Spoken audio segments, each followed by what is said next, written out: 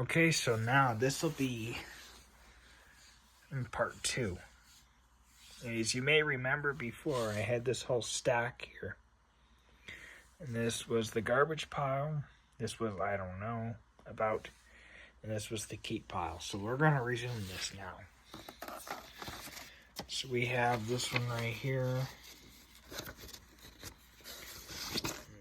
Looks like it's the Bert Kaempferth record. And it looks like it came from New York. It's another one of those ones I've got no idea about. And then we have a record in its original sleeve. Looks like that says portrait. So that would be one of CBS's records. So this one surely should have a date on it. Yeah, it does, 1976. Birch Magic, Burton Cummings. So it looks like it is a trademark of CBS. Let's see what the other side is. Says stand tall. It looks like this one's in excellent shape. May have gotten a little bit too dots here. It looks like dust or mold or something. Should be able to get some alcohol out here and clean that off of there.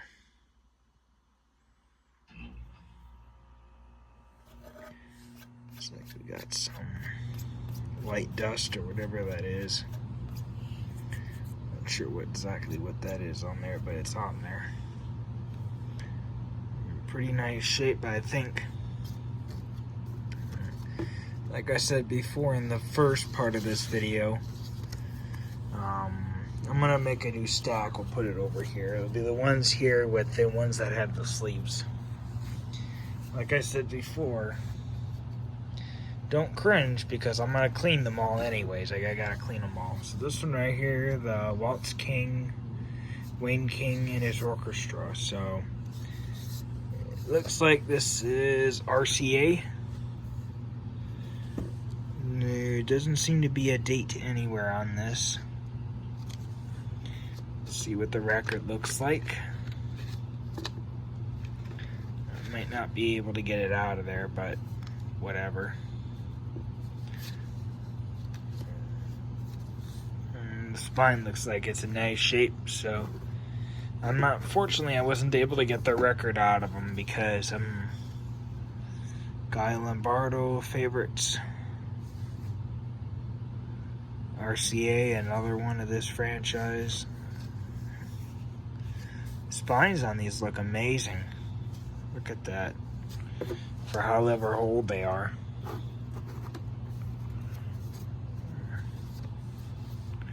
Jesse Crawford plays for you. Here's another one.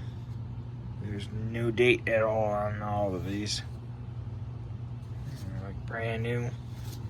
I had to back up a little bit here. My legs are kicking, or when I'm pulling them out, and they're getting stuck on them. Because when I try to move them over there, they hit into them and they get stuck. This sleeve right here, I might as well just tear it because I can't get it out.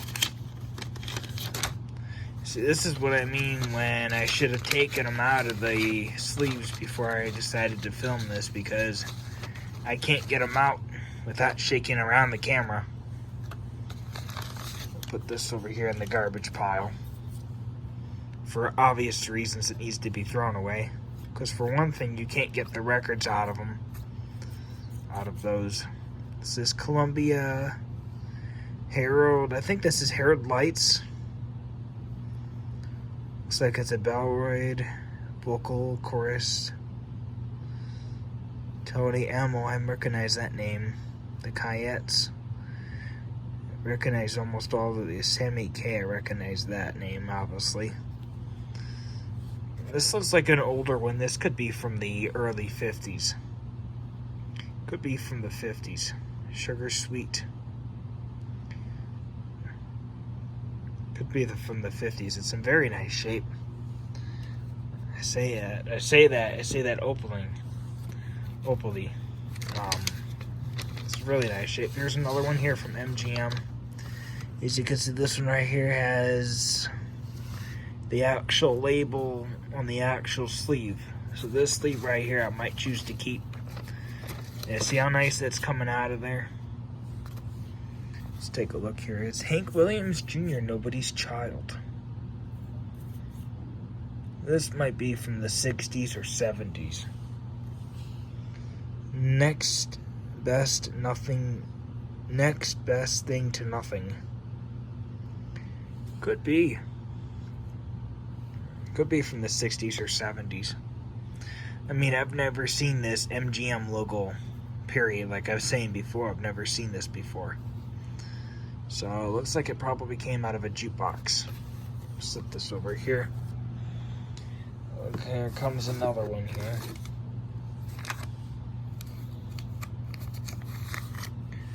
Looks like it says Free as a Bird. West Coast Pop Art Experimental Band. It's really thick.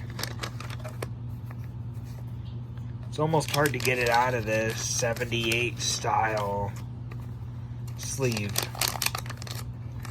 I end up having to rip it to get it out. Because of how stuck it was in there, I would never be able to get it out probably by hand without ripping it anyways. Amos Records. Where's My Daddy?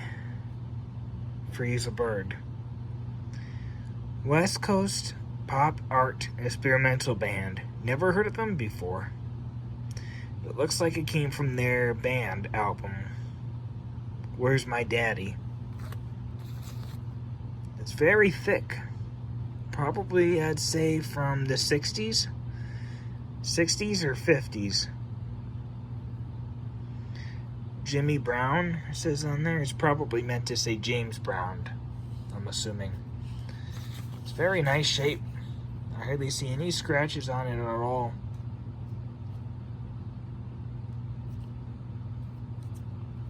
Very nice shape. The older they get, it seems, the more they're, like this seems to me, the better they are. Here's a record here in a capital sleeve. Definitely for sure wrong record label. Let's see here now. It's hard to get it out of there. Almost impossible to get out of it. It says not for sale stereo. Bonus record from Epic Records, which would be Columbia, CBS, or Sony now. It says Big Boss Man, Nice and Easy, from the LP from Best of Charlie Rich. So this is probably, I'd say, 70s by how thin it is. Life has its ups and downs. Take it on a home. So I don't know when this one came out. Slid right underneath the box there as I'm trying to get it. Very slippery. It must be a slippery sucker. The catalog number for this bonus, it should say promotional record AE7 1065, as it's written on both sides.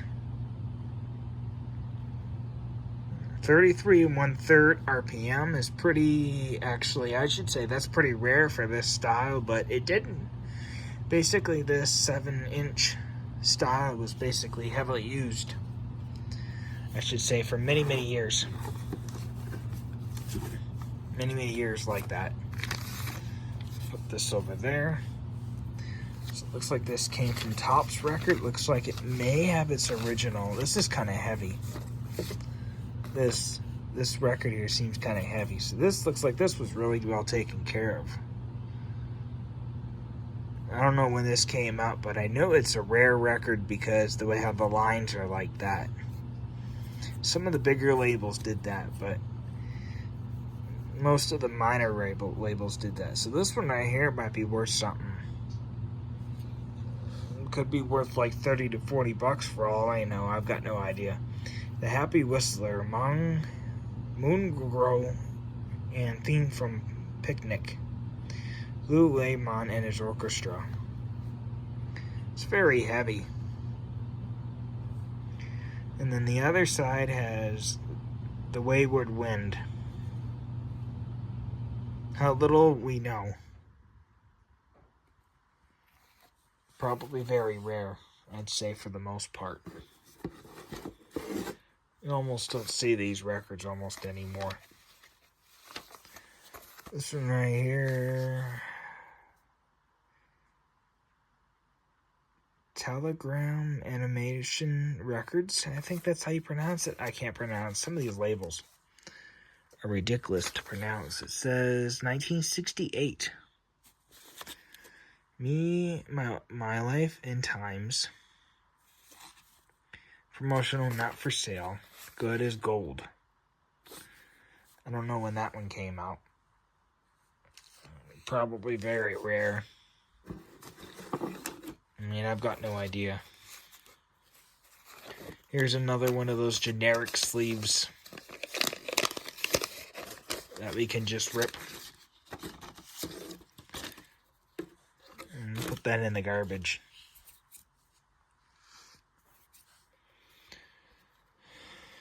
Let's see here now. Jan and Dean.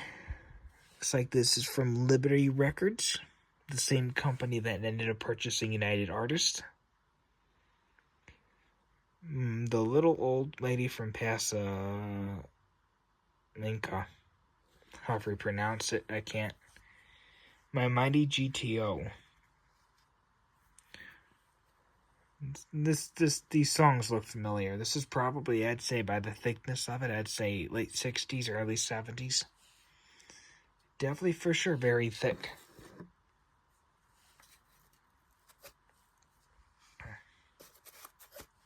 Theme Picnic. So this must be from that movie called Picnic. I've never heard of it before. This says here, Bell Records. Division of Columbia Pictures Industries. I think this was from the time period when Bell Records decided it would be nice to be owned by somebody else. If I can get it out of there, that'd be most important. Let's see here. Steve Allen. So this might be from 70s or 80s. Could be. Feels kind of light. I don't know, and if you look here, it does not have its original sleeve, so I'll just edit. I'll make another stack over here. I'll probably add this over here to the unknown. This one right here looks like it has, I'd say probably it got wet at one point. Looks like the Colplex Records. The Columbia Pictures release, not for sale.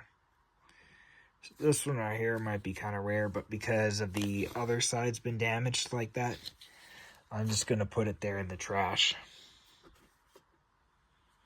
Most people would tell me and say, well, you're just going to throw them all away. Well, where's your quality control?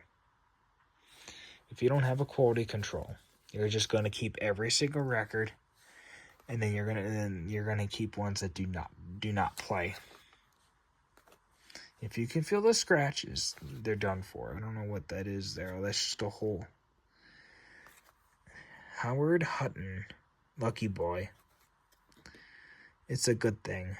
The other side, that's what it says. Manufactured by Chess Records. Checker Records, it seems to be. It looks like it's in nice shape. Just needs to be cleaned a lot.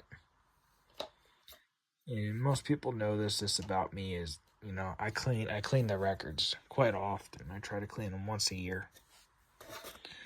Cap Records, and this one right here, look at that, that big chip out of there. That's garbage. If they didn't have a big chip like that, I would have kept it. This is an RCA Victor one, so this would probably be early 60s.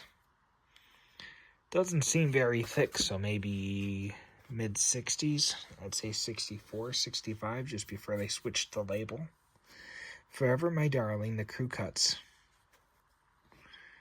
And then the other side says, Hey Stella. Got no idea. I'd say 64 to 61, I'd say. This one right here feels kind of thin. Scotty Goings. Hey, let's name our kid Scotty Goings. Could you imagine their parents looking at their kid's name here on a record going, what the hell did we do? Let's read the song's titles off here. Nobody's Darling But Mine. Don't Think It Ain't Been Heaven. So this must be a country artist or somebody who had very low education, because back in the day, ain't was considered not a word. But nowadays, people go look at it and they say that's not the proper English. That's not proper. So that's kind of the reason why I say that this must be an older one. I'd say early 70s by the thickness of it. Not very thick. But Madison Records. Let's look at this one again. As I picked it up, I accidentally hit the other pile. I accidentally hit the other one, but notice how it has the same type of lines, and it says Madison Records, and it's purple for a label, so that one must be kind of rare. And then we have Smash Records again at Pretty Girls Everywhere. I wish they were. The Walker Brothers. So this one right here might be kind of old. Don't the Jerk. So I don't know. That could be a name of a song. And it's a red label. I'd say 70s. I'd say we're probably getting closer to the more of the 70s. Chess Records. Chuck Berry, Welcome Back. Pretty Baby. So this is 1943 down there. I have a feeling that might be the catalog number for this one. Because Chuck Berry wasn't even producing music until mostly, I think, the late 40s, early 50s. This one might be quite old if it really is from 43. Could be a reissue. Turntable Recording Corporation.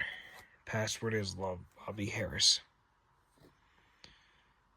That's When I'll Stop Loving You. So this one right here, it might be quite old. It looks like it's in nice shape. And then I think the last two that we're going to do, this will be one of the final third, but manufactured by Old Town Record Corporation. So, New York. So this might be very rare, I'd say. Don't Forget Earls.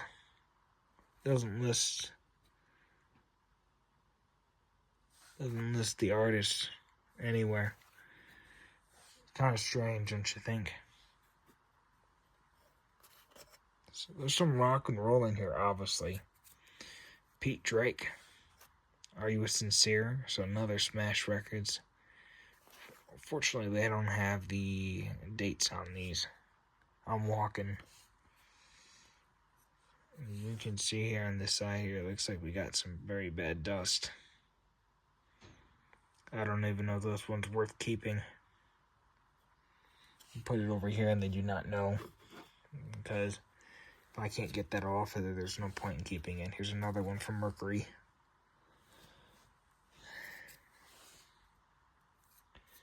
Looks like it's Leslie Gore. Gore, how you pronounce her last name. Depends which country you live in. Because they sold her music in Japan. I noticed this Mercury Records had a huge division in Japan. And they released tons and tons of stuff in Japan. And so this is from the album My Town, My Guy and Me. So this probably is from the 60s. And the other side, I Won't Love You Anymore, Sorry. And then the other side says, No Matter What You Do. So I'm wondering if you're supposed to play one side or the other, but that's Mercury for you. And then we have the last one. So, Town's Poorest Fool, Not For Sale, promotional copy, George Riddle. And then the other side says, Your Sweet Love Came Along Just in Time. So this is a 45. So, as always, thanks for watching. Hopefully you enjoyed. See you in the next one. Bye for now. Super Satin Productions.